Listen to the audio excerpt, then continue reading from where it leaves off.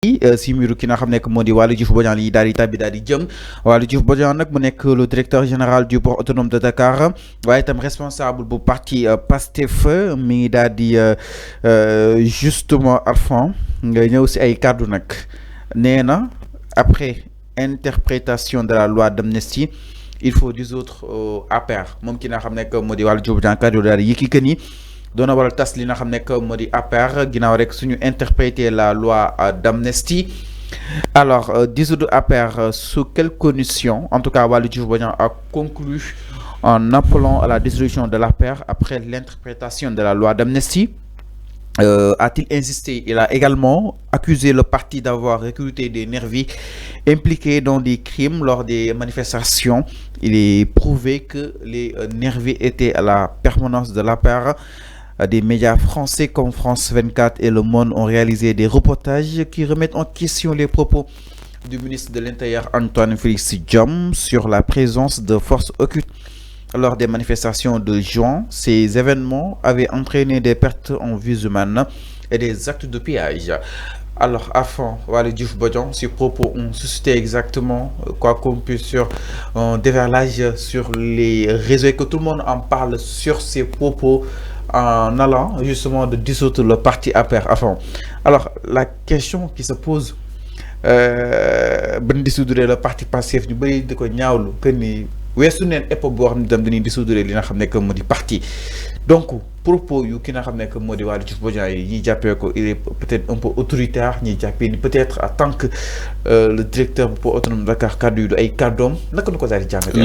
Non, il faut pas faire de l'amalgame.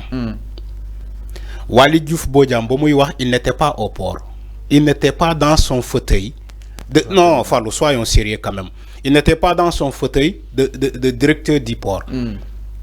Donc il faut dissocier ça. Waly Diouf Bodiang, en dehors d'être directeur du port, il est un membre de PASTEF, c'est un responsable politique de PASTEF. Donc man dama jàpp ni que dafa wax kàdduwam yooyu en tant que militant de PASTEF noonu la ko waxee. Parce que aussi Fallou, il faut rappeler les fondamentaux. C'est tout à fait normal. Man d'accord moi le fait de dissoudre un parti. Là je vais être clair là-dessus. Okay. Je ne suis pas d'accord pour nous dissoudre APR. Je ne suis pas d'accord. Mais aussi il faut nga xam ne Waly Diouf Bodiang daf ko waxee en tant que militant de PASTEF. C'est tout à fait compréhensible. C'est tout à fait compréhensible. Mais quand on rappelle les fondamentaux, Fallou, Antoine Félix Diome amul woon benn base juridique pour dissoudre le parti PASTEF amu ko. Antoine. Non, Antoine Diouf, Antoine Diome. Antoine Félix Diome. Voilà, Antoine Félix Diome. Qui était ministre de l'Intérieur de Macky Sall. Amul woon benn caractère juridique wala benn base logique pour dissoudre le parti PASTEF. Dafa dissoudre parti PASTEF ci yaama neex parce que ñoom tout sauf le PASTEF ci jamono boobu. Il voulait faire mal un parti qui dérangeait et qui était dans l'opposition. Lolu mo animé won Antoine Diome ak Macky Sall. Moo tax ma ne la tey Waly Diouf Bodiang bu waxee la amaana xalaatam la joxe mais il n'est pas dit ce qu'il a dit c'est exactement que le ministre de l'Intérieur va faire. Non, c'est pas ça. Mais il a parlé en tant que citoyen et aussi militant de PASTEF. C'est compréhensible, je le comprends Waly Diouf Bodiang. Mais au Sénégal, on war nañu romb fofu ay dissoudre ay parti. War nañu romb fofu. Même si là où wax naa ko fi, je n'étais pas d'accord pour ñu dissoudre parti PASTEF ci jamono bobu. Donc Antoine Félix Diome. Non, lam defoon. Non, lolu baaxul. Xam nga ni yow Antoine Diome yaa ma neex la jël pour tas parti. Mais Antoine nee na la situation justement. non moo repoussé woon pour. ban situation parce que à un moment donné réew mi kenn mënu koon contrôler. waaw léegi xam nga Fallou. J'aimerais nga ne ma Antoine Diome lii la sukkandikoo pour tas parti passé. Parce que à un moment donné le pays. Non amul argument non xam nga aussi Fallou. Si le pays était incontrôlable, c'est la faute de qui? C'est la faute de qui à fond? Voilà. Est-ce que c'est la faute de PASTEF? Non. PASTEF était un parti, ou bien c'est un parti. si le pays était incontrôlable ci jamono bobu, mais c'est parce que ñom ils ont échoué. Lui en tant que ministre de l'Intérieur, il a échoué. Maintenant tas bu mu tas parti Pastef, est-ce que événement yi jeexoon na jeexul dafa tax événement yi jeex non. Lolu mo wone ni que Antoine Diome il a échoué dans toute la ligne. Macky Sall aussi il a échoué. Parce que ñom ñoo mënul contrôler ce pays. Antoine Diome nous parlait des forces occultes, des terroristes. Ils ont envahi le Sénégal. Attentat, terroristes, le bus de Yara. Mais yow lolu boko waxé té ba paré jappo ben coupable. Dama lay wax ben le jeu que Antoine Diome faisait. Yo d'après tout ce qu'il a déclaré. bus Yara bi gis na li ci xewat. Jappuñu kenn. Jappuñu kenn. Dama né dama né yaa ngi dégg révélation. Jappuñu kenn. Dama né le bus de Yara. Dama né dégg li ci xew. Fallu. Motax alpha loi bi suñ ko tebalé dama né yuxu dina jëfun fofu ko dama né le bus de Yara. Le bus de Yara. Jappuñu kenn. Ak ciow li lu mu bëri ci Antoine Diome woy ay forces occultes woy ay terroristes woy ay forces spéciales jappuñu kenn.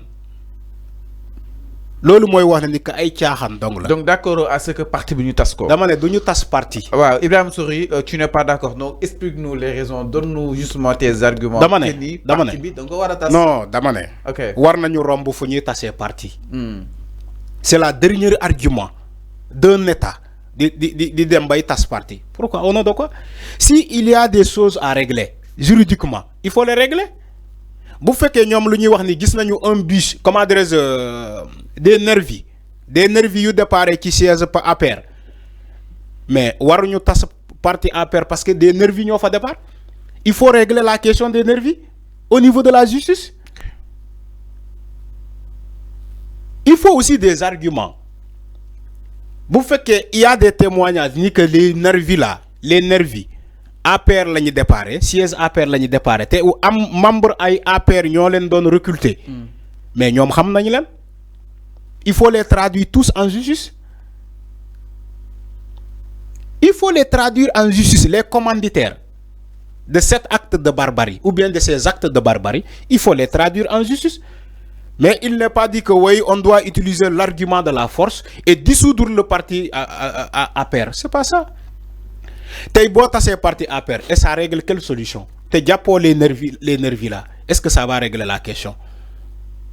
Beau tasser parti APR, t'es défaut justice sur les morts là. Est-ce que ça règle le problème? Non, c'est pas ça. Le débat n'est pas là-bas. C'est l'erreur que Antoine Diome a commis. Il faut pas que nous tamit nous commettre la même erreur. Bon, c'est parti. Après, est-ce que ça règle le problème? Non, ça ne règle pas le problème. Ça ne fait que empirer la situation. Ça ne fait que aggraver la situation. Je crois qu'on doit retenir les leçons du passé. On ne dissout pas un parti, mais on fait justice. On règle ce problème-là au niveau de la justice. C'est voilà qu'on règle un problème. Mais on ne règle pas un problème par un problème. C'est ce que Antoine Diome a voulu faire. Régler un problème par un problème. Problème amna, le pays était instable, incontrôlable. Maintenant, il faut dissoudre le parti Pastef. C'est ce qu'il avait. Dans ce Pastef, nga japp sen leader isolé len, nga japp ni que tu as réglé le problème. Alors que tu n'as fait que empirer la situation de ce pays. Est-ce qu'on va copier exactement ce qui s'est passé en dissoudre, comment dire, tasser parti passé qui a APR? Est-ce qu'on doit régler la question comme ça? Non. C'est là où j'ai dit que je ne suis pas d'accord. Il ne faut pas dissoudre APR, mais il faut faire justice. Vous faites que APR nous donne et l'acteur justement oui, mais il faut les traduire en justice. Non, il faut les traduire en justice. Ce n'est que reconnaître que haute trahison amna dans le parti parce que l'organisation existe. Oui, mais haute trahison quand moi koy définir? Voilà, egaguñu ci. Fofu lay waxé. Mais tas parti du arfan moy xey ni damay tas parti parce que là la neexuñu ba. Non, c'est pas comme ça. Wala Waly Diouf Bodian moy de woy nañ tas parti APR parce que lan non, c'est pas comme ça. bu ñu demee ba egg ci tas parti Pastef mais au-delà des sentiments exactement parce que Ibrahima Sory a posé une question très très importante. Qu'est-ce que la loi prévoit pour un parti qui recrute des tueurs qui tuent justement les citoyens loolu day fekk ni haute trahison mu taxaw si wàllu mais la loi elle est simple. Ok. Il a même répondu à la question. Qu'est-ce que la loi prévoit pour un parti qui recrute des tueurs? Mais toutefois avéré, mais dañ koy dissoudre. dañ koy tas. Alors peut-être Waly Diouf dans loolu la gis. mais eggaguñu fa. xam nga loolu même Waly Diouf bu ko waxee eggaguñu fa. moo tax ma ne la jarul yàkkamti. moom bu daf ko waxee ci ay waxu politique. waxu politique c'est tout à fait normal je suis d'accord ni que ay waxu politique la wax d'accord. Je l'accepte pour lui mais dama ne ci wàllum yoon laa wax. La question là doit être réglée juridiquement. Pas sentimentalement. Mais juridiquement. mi non dafa leer na par rapport ak li nga xam ne que moo di mbir mi jëm si la sortie de Waly Diouf Bodian si li nga xam ne que moo di le parti Pastef le parti APR donc pour moi alors Ndar Dial yi itam si